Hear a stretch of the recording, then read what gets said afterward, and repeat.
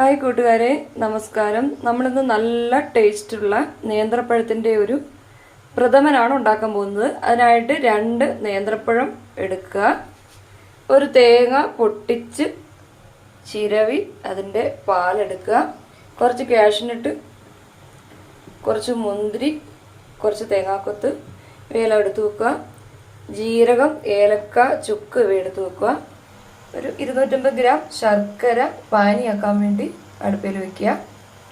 ഇനി നമുക്ക് ഈ പഴത്തിനെ എടുത്തിട്ട് കുഞ്ഞായിട്ട് മുറിച്ച് എടുക്കാം, ചെറുതായിട്ട് അരിഞ്ഞെടുക്കണം. നമ്മുടെ 1-ാം പാൽ റെഡി ആയിട്ടുണ്ട്. നമ്മുടെ തേങ്ങാപ്പാലൊക്കെ ഇവിടെ റെഡി ആയിട്ടുണ്ട്. 1-ാം പാൽ, 2-ാം പാൽ, 3-ാം പാൽ. നമ്മളൊരു മൺചട്ടിയിലാണ് പായസം ഉണ്ടാക്കുന്നത്. മൺചട്ടിയിൽ ഉണ്ടാക്കുമ്പോൾ ഭയങ്കര ടേസ്റ്റാണ്. 1 ടേബിൾ സ്പൂൺ ഗീ ഒഴിച്ചു കൊടുക്കാം.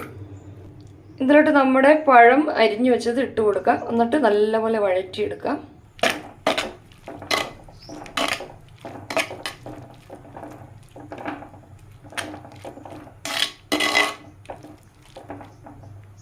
നമുക്ക് കുറച്ച് ഗീ കൂടി ഒഴിച്ചു കൊടുക്കാം.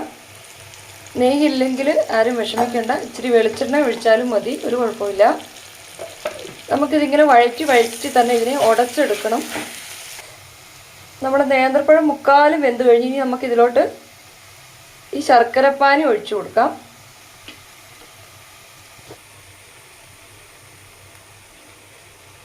ശർക്കരയിലുള്ള കല്ലും കരടൊക്കെ കളയാൻ വേണ്ടിയാണ് ഇങ്ങനെ അരിച്ചൊഴിക്കുന്നത്. ഇനി നമുക്ക് ഈ ശർക്കരപ്പാനിയിലിട്ട് വഴറ്റി കുറുക്കി എടുക്കാം. ഒരു നുള്ളു ഉപ്പിട്ട് കൊടുക്കാം.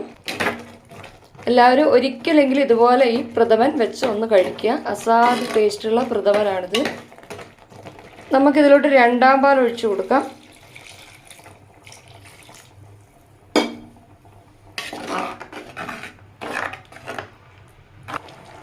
നമ്മുടെ 2-ാം പാൽ ഒഴിച്ചിട്ട്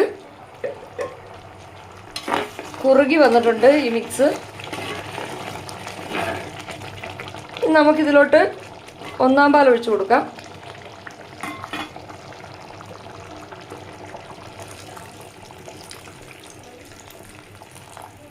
ഇനി നമുക്ക് ഇതിലോട്ട് ജീരകം, ഏലക്ക, ചുക്ക് പൊടിച്ചത് ഇട്ട് കൊടുക്കാം.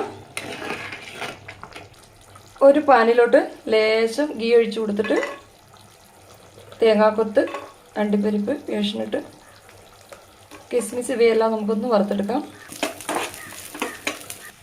നമുക്കിത് ഈ പായസത്തിൻ്റെ മുകളിലേക്ക് ഇട്ട് കൊടുക്കാം.